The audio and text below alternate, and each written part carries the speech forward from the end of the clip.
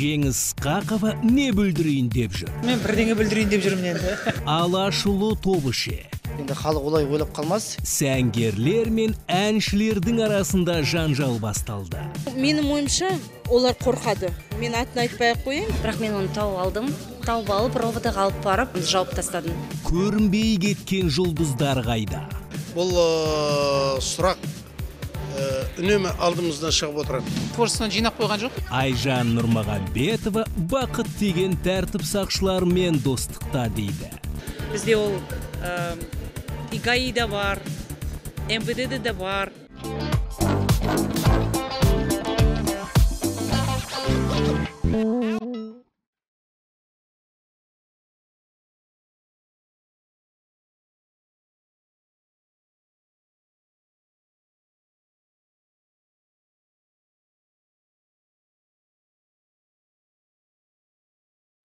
Сахналық образ қандай болуы керек? Көп алдына шығып өнер көрсеткен әншінің киімі елден ерекше болуы тиіс пе? Осы сұрақтар шоу-бизнестегі сәнгерлер мен әншілердің арасында үлкен дау тудырды. Даудың басы көпке Жадо деген атпен танылған сәнгер Жадыра Сахиеваның пікірінен туындаған. Біздің шоу-бизнесте өнерлі адамдармен доспыз. Бірақ оған қарамастан да мен айтайын, менің де қарап отырған кезде ойлаймын, шынымен де осыдан басқа киім жоқ. Енді ренжімесін, сахнаның киімі мүлдем өмірлік киімнен өзгеше болу керек, ол рас. Бұл пікірге әншілер қарсы. Ерекше киініңдер дегені, еркекше киінбеңдер дегенге ұқсайды дейді олар. Сахнаға шыққанда да мысалға кішкене қандай еркекше шығу керек те, әңгімен қысқасы. Құдай ең болмаса костюм-шалбар бар ғой, костюм-шалбар киіп шық.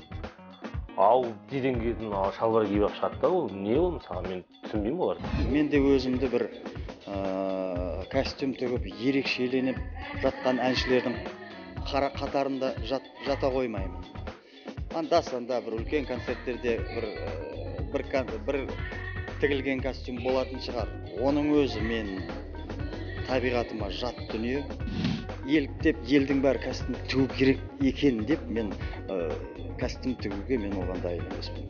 Енді жастар ол бағытына байланысты. Біреулер джинсы шалбарымен ақ майка киіп ақ елдің жас қыздардың, мектеп қабырғасындағы қыздардың ойынан шығып жүр мысалы. Мысалы, кімдер?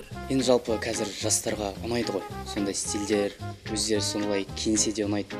Жалпы сахнаға шықсаң да көздері жайнап тұрады дегендей, өзіміз осы америкалық стильде киінуге жөн көрдік. Өкінішке орай жастарды көріп кішкене қарным ашты.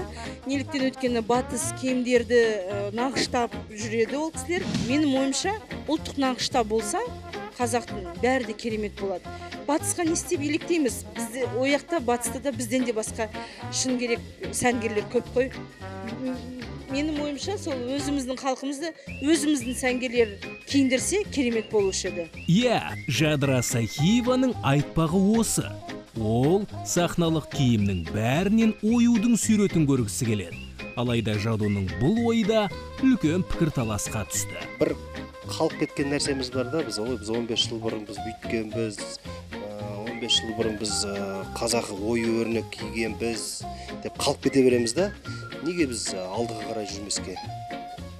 Неге біз осы өмірге сай, осы ағымға сай жүрмеске? Біздің жігіттерге ол әлем жерменің қажет жоқ. Бірақ енді стилистикасы әдемі, жақсы жаңағы костюмдерді тігуге болады ғой. Кәдімгі шапанды, мысалы, бізде өмірқұл, мысалы, жақсы үйлестіріп кет, дәстүрлі әнші болып бастаған болғандықтан болар, ол әр уақытта эстрада әнін айтса да, одан дәстүрлі әннің иісі бір құрап тұрады. Мысалы, болады.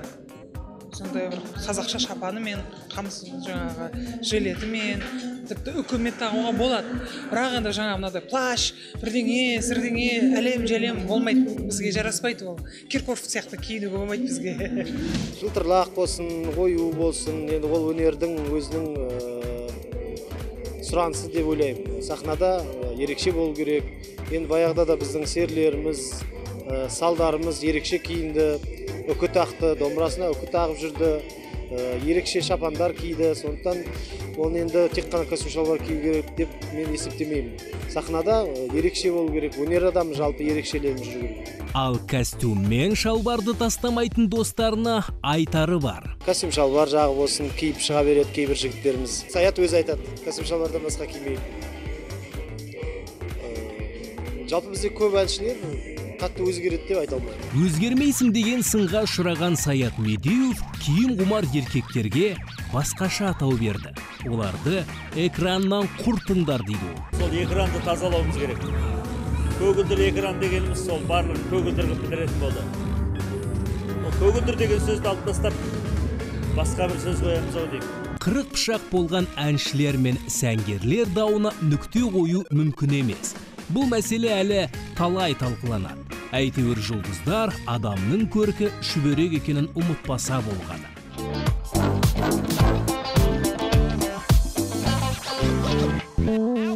Инсталауды жалғастырайық. Жеңіс Қақова не бүлдірейін деп жүр? Мен бірдеңе бүлдірейін деп жүрмін енді. Алашұлы тобы ше? Енді халық олай ойлап қалмас. Меруерт Түсіпбаева кіммен соттаспа? Бірақ мен оны тауып алдым.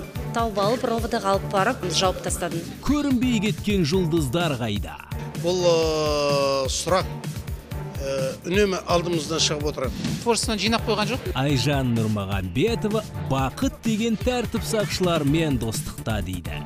Бізде ол ИГАИ да бар, МВД де бар.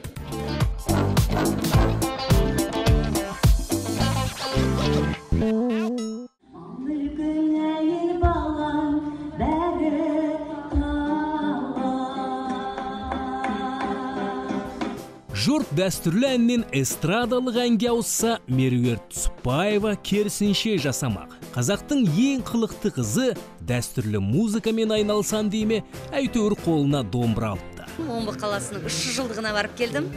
Ресейге барып, сенесіз бе, сенбейсіз бе, сахнаға шығып, ең бірінші әнімді домбырамен бастадым. Ол Инстаграм желісіне салынған екен. Сонда көрермендер өте жылы қабылдады. Өйткені мені көбінесе енді эстрада әншісінде қабылдап үйренген ғой халық. Бірақ енді мен ойладым, қандас бауырларыма барып, домбырамен бір-екі ауыз ән айтайын деп. Домбыра ұстап ән айтқан видеосы әлеуметтік желі арқылы әлемді шарлап кетті. Түсіпбаеваның бұл әрекетін мақтауға лайық деп лайк басқандар көп. Жағымсыз пікір аз. Өйткені Түсіпбаеваның торына түсіп қалудан қорқады оқырмандары. Мен Инстаграмда 3 рет аштым. Мен Инстаграмда ашқан кезде мен 100-ге жуық оқырман жинаған кезде мені бір қыз қатты боқтады. Сол кезде мен оны тауып алып, ол адамдар ойлайды, мен бүркеншек атпен жазсам, мені таппайды деп. Бірақ мен оны тауып алдым. Тауып алып, ровдыға алып барып, ол менің аяғыма жығылып кешірім сұрағасын, мен алдымда Инстаграмды жауып тастадым. Халықтың балаға сөз жазатын әрекетін әнші көре алмаушылыққа балады. Әртістердің жаңағы өмірі, бір күні Дубайда жүреміз. Бір күні жаңағы тағы басқа бір мейманханада отырамыз, ән айтамыз, билейміз.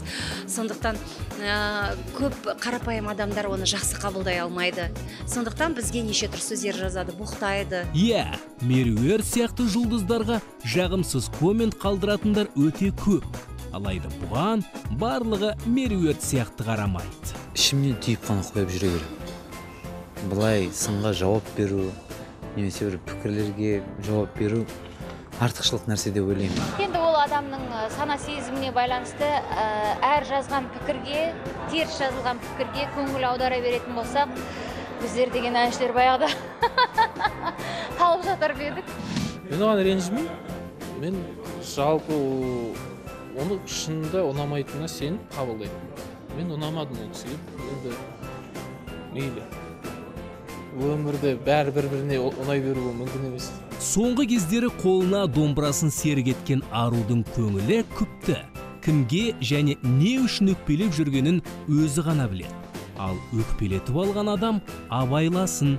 Ашуланса, Түсіпбаева темір тордың ар жағына түсіріп тастауы да мүмкін. Оның да басқа малы жоқ қой өйткені.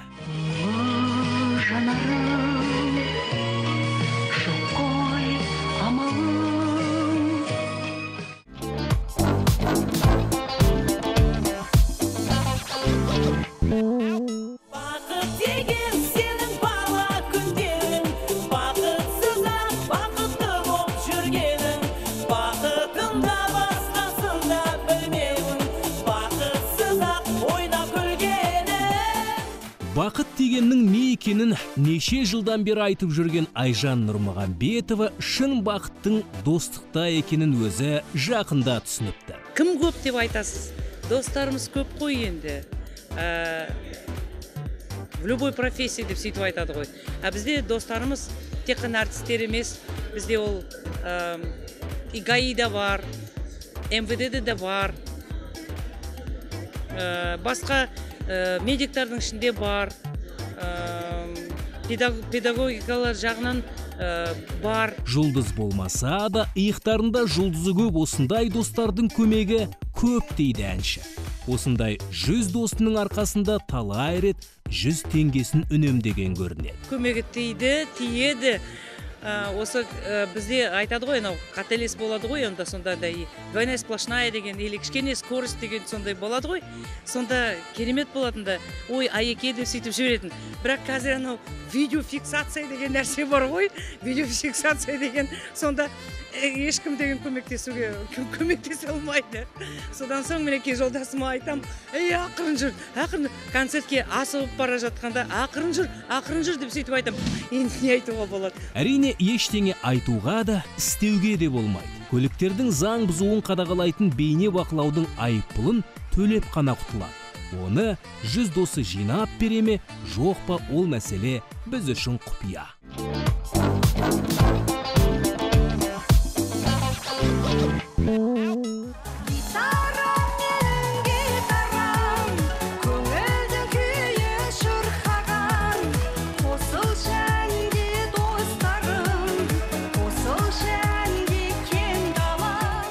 Гүлмира Ағұрпекова.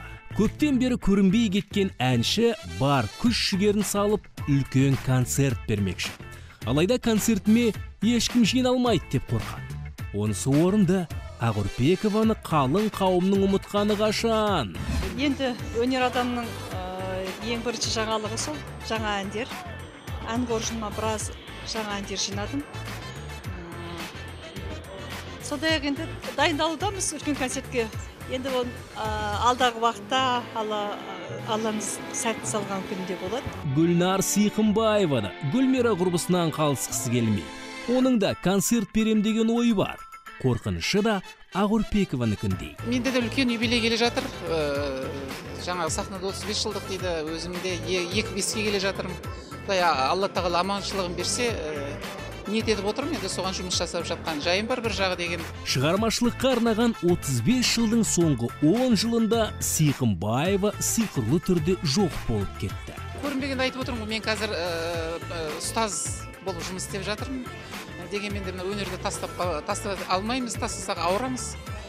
Сол ұстаз болып, сол күнде өзім студенттермен, оқушылармен жұмыс істеп жүрмін.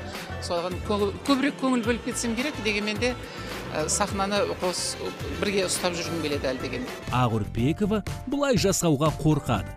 Екі кеменің басын ұстаған суға кетеді дейді ол. Шәкірт тәрбиелеуді әлі қолға алған жоқпын, ол да бір үлкен жауапкершіліктес. Сондықтан енді оны да кейінірекке қалдырып тұрмын. Қазір өзімнің жеке шығармашылығыма дайындалдым. Міне қызық, көрінбей кеткен жұлдыздардың барлығында да биыл мерейтой. Мәселен, биыл бізде Айтбековімізде шығармашылығымызға 40 жыл. Енді қазір өзіміздің бағдарламамызда осы ел алдында, халық алдында беретін концерттік бағдарламамызды қазір даярлап жатырмыз. Енді бұйырса,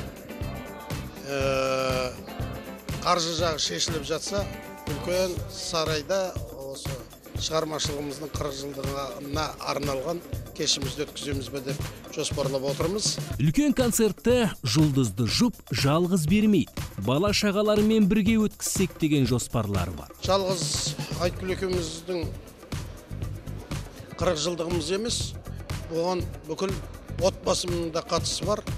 Балаларымның жаңағы шығармашылығы бәрі сонда болады. Ерболат, Айбол, Салтанат, сол Құдай қаласа осы ел алдында бір есеп береміз деп жүрміз. Концерт болатын күні әр қайсының парақшасын бір ақтаратынымыз анық. Ал әзірге әр қарай кеттік.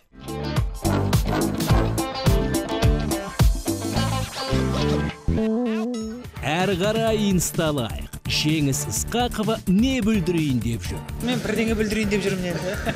Алашұлы тобы ше. Енді халық олай ойлап қалмас.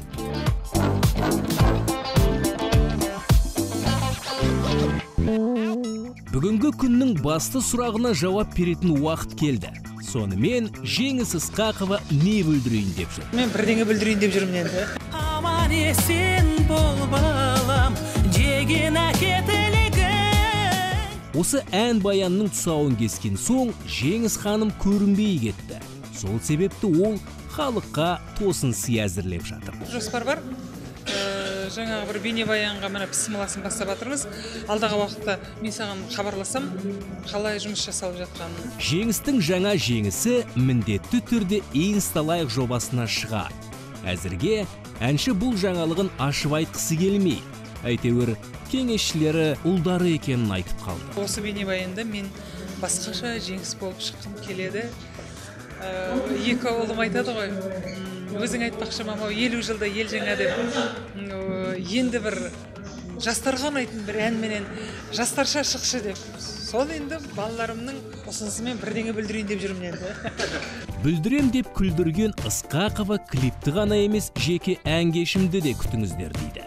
Жеке концерт берем, бұйыртса, бұйырған күні. Соны қалай жиналып жатыр. Ол жеке концерт дегеніңіз үлкен дайындықпен және репертуар таңдау жағынан, ол әндерді қайтадан өңдеу жағынан, соның бәрін сұрттап, сараптап деген сияқты. Шоу-бизнестің жаңа белеске көшкенін байқаған жұлдыздар халықты жаға ұстатар жаңалықпен таңғалдыруға көшкен. Жеңіс Ысқақова да бұл толқыннан қалмаймын деп барынша қамданып жатыр.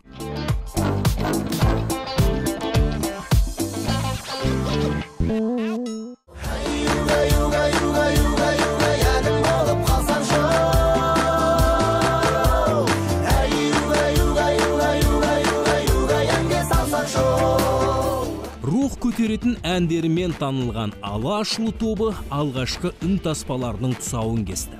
Әзірге күйтабақ тек журналистер қауымына таратылды. Сатылымға шығармас бұрын жарнамасын асыруды ойласа керек бұл жігіттер. Алашұлының ең алғаш үн таспасы жарыққа шықты. Мақтан айтарлықтай Алашұлы деп атын қойдық.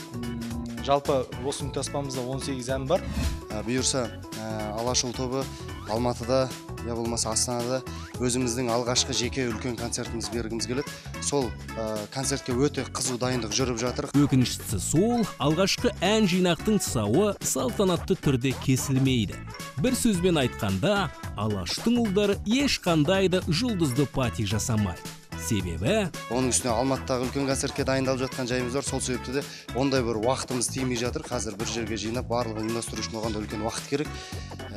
Үлкен шыдам керек дегендей соған уақыт үлгермей жатыр. Сол себепті де шыққан дүниемізбен өздеріңіздің арналарыңыз арқылы шын жүректен қуантып сүйінші сұрайық деп ойладық. Ұзын құлақтың айтуынша Алашұлы тобы 3 адамнан 5 адамға көбеюі мүмкін. Тіпті өздеріңіз байқағандай жігіттер дайындықта да 5 болып жүр.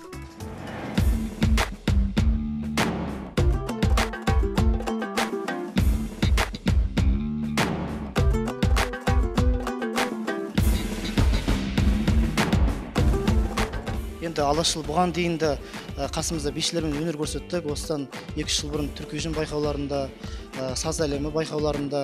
Енді халық олай ойлап қалмас. Енді Алашұлы о бастан 3 жігіт болып басын құраған, әрмен қарай да осы 3 жігіт болып жалғастырмақ. Ендеше осы 3 жігітті өз қалаңызда күтіңіз. Өйткені Алаштың ұлдары Алаш жұртына концерт бермек ниетпен ел аралауға шықты. Гастрольдік сапардан соң олардың парақшасын қайта инсталаймыз.